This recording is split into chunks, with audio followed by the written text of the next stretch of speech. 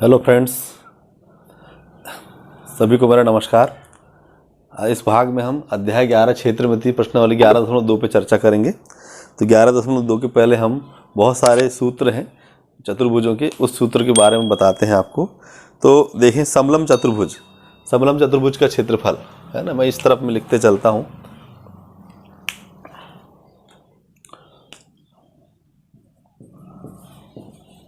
समलम चतुर्भुज का क्षेत्रफल। समलम चतुर्भुज हमने पढ़े हैं। समलम चतुर्भुज में क्या होता है, एक भुजा इस तरह से, दो भुजाएं समांतर होती हैं, लेकिन एक भुजा जो होती है उसमें समांतर तो होती हैं, लेकिन सम्मुख भुजा जो होती है समांतर होती है, लेकिन एक सम्मुख भुजा जो होती है वह समांतर नहीं होती। एक युग्म समांतर भुजाओं का एक युग्म समांतर होता है, भुजाओं का एक युग्म समांतर होता है, समलम चतुर्भुज कहलाते हैं, है ना। हमने ये पढ़ चुके हैं। इसका क्षेत्रफल की बात करते हैं तो इसका क्षेत्रफल क्या हो जाता है, h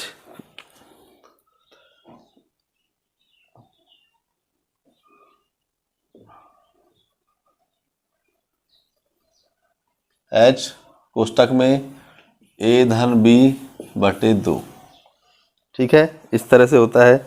मतलब इसका मतलब ये हुआ, यहाँ से यहाँ तक की जो ऊंचाई है, ये ऊंचाई हो गई h, है ना, और ऊंचाई है और लंबाई और चौड़ाई ये a, और ये हो गया b, ठीक है। तो इस तरह से इसका सूत्र हो जाता है, समलम चतुर्भुज का सूत्र हो जाता है समांतर भुजाओं का योग बटे दो भुजा बटे दो, है ना, ऊंचाई गुणित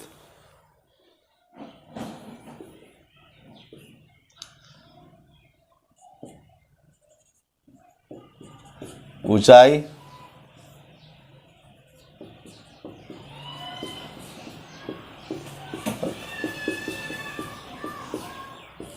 बटे दो। समांतर भुजाएं जो होती हैं उन भुजाओं का योग बटे दो और ऊंचाई का गुणा कर दो। इस तरह से ये हो जाता है समलम चतुर्भुज का क्षेत्रफल। इसी तरह से अब हम आगे बात करते हैं तो सामान्य चतुर्भुज का क्षेत्रफल। सामान्य मतलब सामान्य चतुर्भुज होता है एक नंबर हो गया। और हम दूसरा देखते हैं हम सामान्य चतुर्भुज का क्षेत्रफल।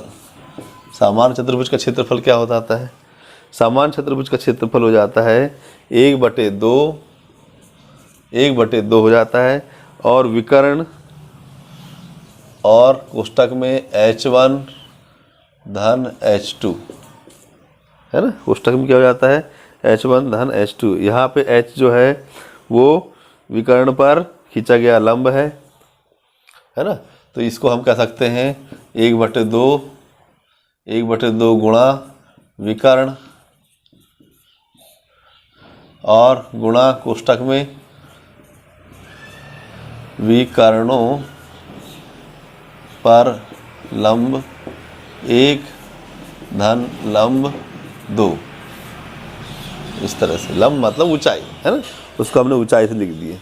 ठीक, इस तरह से सामान्य चतुर्भुज का क्षेत्रफल हो गया। इस तरह से हम बात करते हैं और आगे तो विशेष चतुर्भुजों का क्षेत्रफल की बात करें, है ना। तो विशेष चतुर्भुज में कौन से होते हैं, सम चतुर्भुज हो जाते हैं, है ना। सम चतुर्भुज का क्षेत्रफल बात करते हैं हम, सम चतुर्भुज का क्षेत्रफल। सम चतुर्भुज का क्षेत्रफल की बात करते हैं तो वह क्या हो रहा है, 1/2 और 1/2 गुणा d1 गुणा d2। मतलब विकर्णों का गुणा कर दिया है। उसके जो दोनों विकर्ण होते हैं एक दूसरे को परस्पर समद्विभाजित करते हैं, आधा आधा करते हैं, तो विकर्णों का गुणा कर देते हैं। मतलब हम ये कह सकते हैं समचतुर्भुज का क्षेत्रफल जो होता है विकर्णों के गुणनफल का आधा होता है। विकर्णों के गुणनफल का आधा मतलब यहाँ लिख सकते हैं 1/2 विकर्ण 1 और गुणित विकर्ण 2। एक विकर्ण और दोनों विकर्णों का गुणा कर देते हैं तो वह समचतुर्भुज का क्षेत्रफल हो जाता है। विकर्णों के गुणनफल का आधा होता है। अब हम प्रश्नावली के सवाल देखते हैं। प्रश्नावली के सवाल देखें अपन। प्रश्नावली पहला सवाल देखते हैं। देखें, एक मेज के ऊपरी सतह का आकार समलंब चतुर्भुज जैसा है ना, समलंब जैसा। यदि उसकी समांतर भुजाएं 1 मीटर और 1.2 मीटर हैं तब तथा इन समांतर भुजाओं के बीच की दूरी 0.8 मीटर है तो इसका क्षेत्रफल ज्ञात करें। तो देखिए मैं इसको चित्र बना देता हूँ आपको पहले।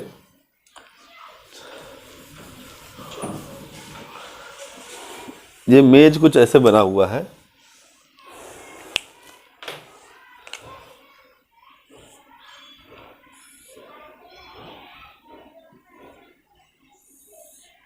ठीक, मेज ऐसा बना हुआ है, यहाँ पे है, यहाँ पे भी है, यहाँ पे है और यहाँ पे है ना, ऐसा बना है मेज। और मेज के अंदर जो बोल रहा है यहाँ से यहाँ तक की जो दूरी है, कहाँ से कहाँ तक की दूरी, यहाँ से यहाँ तक की दूरी, ये दूरी दी है 0.8 मीटर, 0.8 मीटर, ठीक। ये दूरी कितनी दी, 0.8 मीटर दी है ना।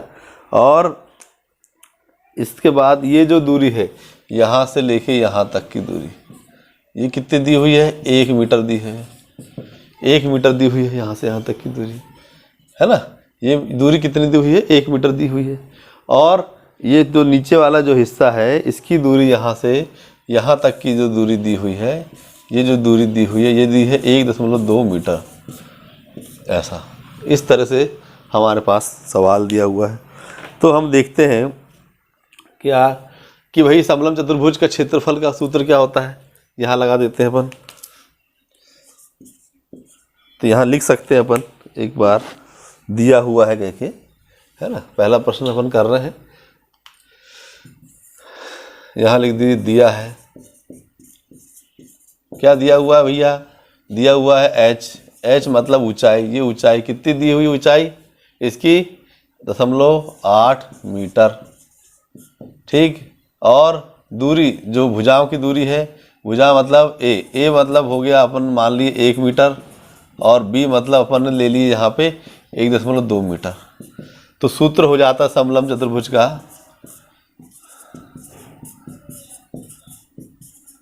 क्षेत्रफल बराबर क्या हो जाता है, ऊंचाई h कोष्टक में a धन b बटे में 2, है ना। तो h मतलब हो गया 0.8 और यहाँ पे हो जाएगा 1.2 बटे 2। तो इसको हम जोड़ देते हैं कोष्टक वाला को अंदर वाले को, तो हो जाएगा 2.2 बटे 2, 2 का भाग दिए तो कितना आ गया 2, यहाँ गुणा का चिन्ह 11, 1.1 इतना आया। अब 8 का हम इसमें गुणा करेंगे तो कितना आ जाएगा, 8 एकम 8, 8 एकम 8, और एक अंक के बाद दशमलव यहाँ, एक अंक के बाद दशमलव यहाँ है, तो ये हो जाएगा 0.88। ये क्या आ गया, इसका क्षेत्रफल आ गया। इस क्षेत्रफल की इकाई क्या हो जाएगी, वर्ग मीटर हो जाएगी, वर्ग मीटर। बच्चों क्षेत्रफल की इकाई या किसी भी चीज़ की इकाई जरूर लिखना, इकाई से ये साबित हो जाता है कि वो क्षेत्रफल है या परिमाप है। अगर हमने इकाई नहीं लिखे, मीटर अकेले लिख दी, यहाँ कुछ भी लिख दिए तो वह गलत हो जाएगा। तो इकाई का ध्यान जरूर रखें इसमें। तो ये क्या हो गया, 0.88 मीटर हो गया। ये इस तरह से हमें इसका क्षेत्रफल ज्ञात हो गया। ये दूसरा सवाल लिया अपन ने, ठीक है। क्या दिया हुआ है, दिया है, क्या दिया हुआ भैया, सबसे पहले दिया हुआ है उसने कि उसका क्षेत्रफल दिया हुआ है। क्षेत्रफल कितना दिया है, क्षेत्रफल दिया है 34 वर्ग सेंटीमीटर, ठीक। ये दिया हुआ है, भुजा दी हुई है, एक भुजा ए भुजा दी हुई है कितना, एक भुजा दे दी उसने 10 सेंटीमीटर, है ना। तो हम मान लिए, माना कि और क्या दिया है, और कुछ दिया है क्या, और ऊंचाई दी है, h दी है, h बराबर कितना दिया है, 4 सेंटीमीटर, ठीक है। अब माना कि क्या मान लिया हमने, दूसरी भुजा कितनी हो गई, x सेंटीमीटर है। तब सूत्र लगा सकते हैं अपन, है ना, समलंब चतुर्भुज का क्षेत्रफल। तब क्षेत्रफल बराबर क्या हो जाता है, h गुणा a धन b बटे 2। इस तरह से इसका क्षेत्रफल दिया हुआ है 34, ठीक है। इसका मान दिया हुआ है एच का, कितना दिया है एच का 4 दिया है, ए का मान कितना दिया है इसमें 10 दिया है, बी का मान हमको मालूम नहीं है, एक्स लिख दिए बटे 2। ठीक है, अब आगे हल करते हैं। तो ये 2 से 4 कट जाएगा, 2 एकम 2, 2 दूना 4, 2 कोष्टक में 10 धन एक्स, इधर हो गया 34। अब चाहे तो 2 का भाग देते हैं, अंदर गुणा कर देते, अंदर गुणा कर देते हैं, 20 धन 2x, इधर आ गया 34।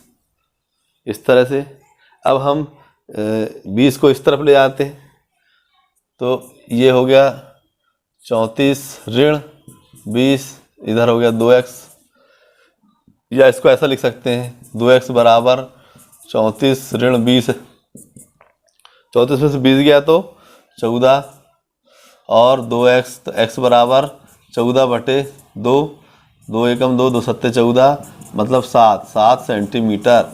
ये क्या आ गया x आ गया, मतलब हमने जो माने हैं, जो दूसरी भुजा माने हैं वो क्या हो गई 7 सेंटीमीटर ज्ञात हो गई हमें, है ना।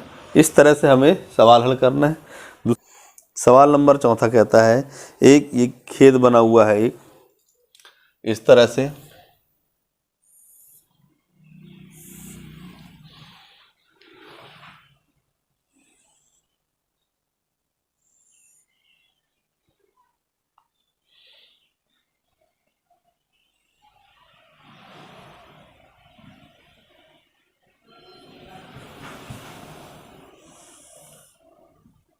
इस तरह से बना हुआ है ना, और ये बोलता है ये 24 मीटर, बीच में जो दिया हुआ है ये 24 मीटर है।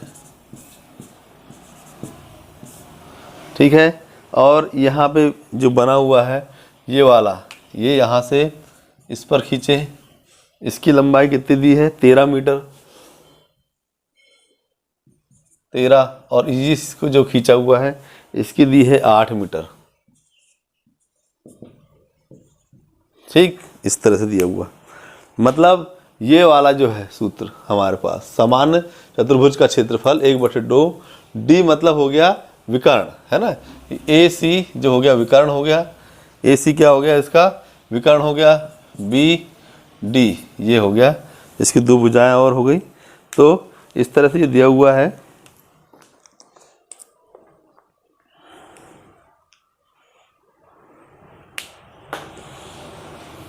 अब हम सवाल हल करते हैं।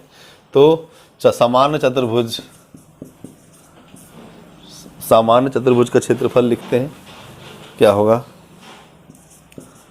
यहाँ लिख देते हैं दिया, क्या दिया हुआ है, डी बराबर 24 सेंटीमीटर दिया है।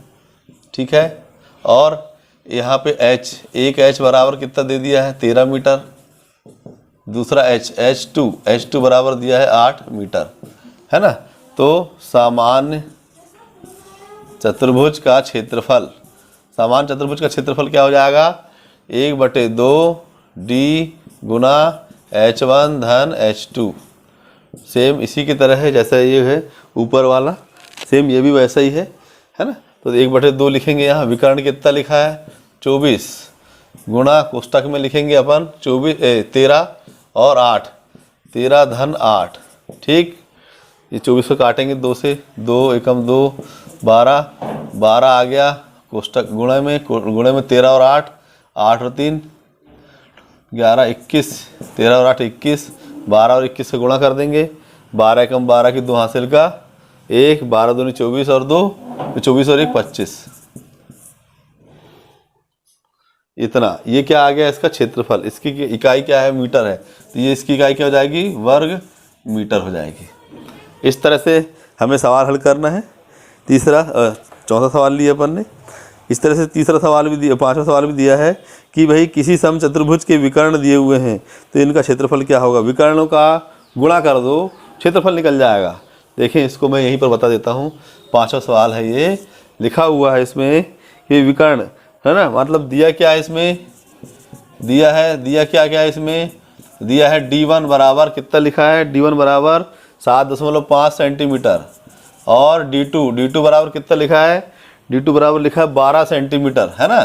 तो हमारे पास समचतुर्भुज का क्षेत्रफल बराबर क्या होता है, समचतुर्भुज का क्षेत्रफल बराबर क्या हो जाता है, 1/2 d1 इंटू d2, है ना। तो 1/2 लिख दिए, d1 का मान हो गया 7.5 बटे और 12, दूसरा 12, 2 से काटेंगे 12 को, 2 से 12 6 बार कट जाएगा, 7.5 गुणा 6, इन दोनों को आपस में गुणा कर देंगे, हमारे उत्तर तक पहुंच जाएंगे। देखो देखो 6 पंचे 30 की शून्य हासिल का 3, 6 7 42, 43 44 45, ये आ गया 45। एक अंक के बाद दशमलव लगा है, एक अंक के बाद दशमलव लगा दो। इसकी इकाई क्या है, इकाई दी है सेंटीमीटर में दी है इकाई, तो वर्ग सेंटीमीटर हो जाएगा। यहाँ क्या लिखेंगे, वर्ग सेंटीमीटर, इकाई का हमेशा ध्यान रखेंगे आप, वर्ग सेंटीमीटर हो जाएगा। इस तरह से हमें प्रश्नावली 11.2 भी पूरी करना है आप लोगों को, और ध्यान से करें। जो भी सवाल नहीं बनता है आप कमेंट्स बॉक्स में ज़रूर लिखें, मैं उसमें वीडियो बना के आपको वो सवाल अच्छे से समझा दूंगा। तो धन्यवाद, जय हिंद।